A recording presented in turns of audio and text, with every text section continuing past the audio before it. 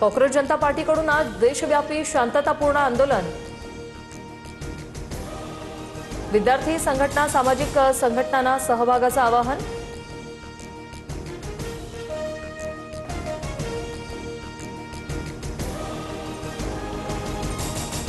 सोनम वांगचुक यांनी 26 दिवसांनी उपोषण सोडलं। जेपी नड्डांच्या उपस्थितीत रुग्णालयात उपोषण सोडलं। देशात हिंसाचाराची शक्यता लक्षात घेतला हा निर्णय। सोनम यांचं ट्विट लवकरच अटींची माहिती देणार।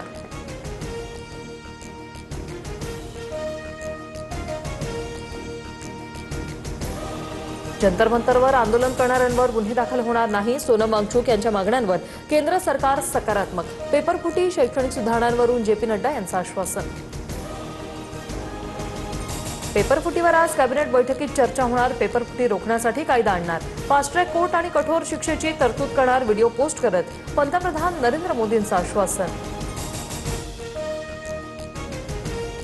विद्यार्थ्यांशी चर्चा करायला तयार। माझ्या घरी किंवा कार्यालयात चर्चेसाठी या। केंद्रीय मंत्री जेपी नड्डांचं आंदोलक विद्यार्थ्यांना आवाहन। तर सरकारनं चर्चेसाठी जंतर मंतरवर यावं। अभिजित दिपके ठाम। विद्यार्थी आंदोलनाच्या पार्श्वभूमीवर शिक्षण मंत्रालयातील वरिष्ठ अधिकाऱ्यांची बदली।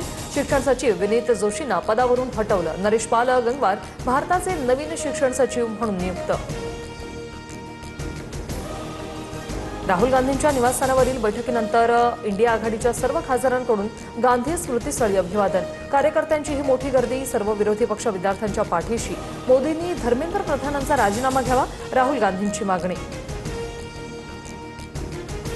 राहुल गांधी पळपुटेपणा सोडा। हिंमत दाखवून चर्चेसाठी संसदेत जा।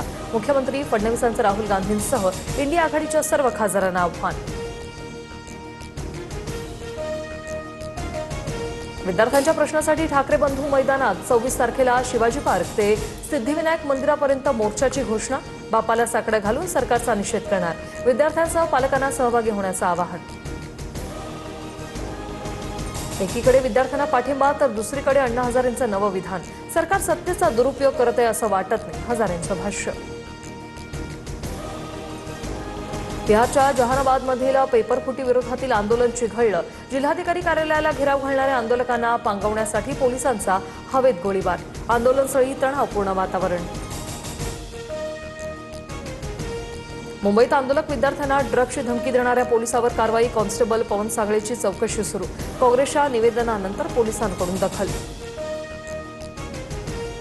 मुंबई पोलिसांच्या तावडीतून कॉक्रोच पळाले। चेंबूरमधील घटनेचा व्हिडिओ व्हायरल। ताब्यात घेतलेले सर्व विद्यार्थी पोलिसांच्या गाडीतून मागच्या मागे पळाले। मुंबईची मुलगी एकटी पोलिसांना भिडली। ताब्यात घेतलेल्या आंदोलकांना सोडवण्यासाठी तरुणीने थेट पोलीस व्हॅन रोखली। आमच्या मुली मुलांपेक्षा कमी आहेत का? सीजेपीकडून तरुणीचा व्हिडिओ ट्विट। उत्तराखंडमध्ये अभियांत्रिकीच्या 2 परीक्षांचे पेपर फुटले। पेपरफुटीमुळे 2 सत्र परीक्षा विद्यापीठाकडून रद्द। पेपर फोडणारा प्राध्यापक आशिष गुप्ता बडतर्फ। परीक्षेपूर्वीच पेपर सोशल मीडियावर शेअर केल्याचं समोर। नाशिकमध्ये मुसळधार पाऊस। गोदावरी नदीला पूर। दोतोंड्या मारुती पूर्णपणे बुडाला। गोदाघाट परिसरातील अनेक मंदिरं पाण्याखाली। प्रशासनाकडून सतर्कतेचा इशारा।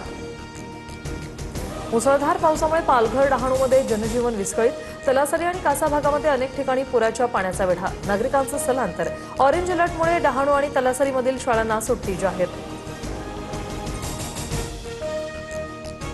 मुसळधार पावसामुळे राज्यातील धरणांच्या पाणी पातळीत वाढ। पालघरमधील धामणी धरणातून पाण्याचा विसर्ग। सूर्या नदीकाठच्या 65 गावांना सतर्कतेचा इशारा।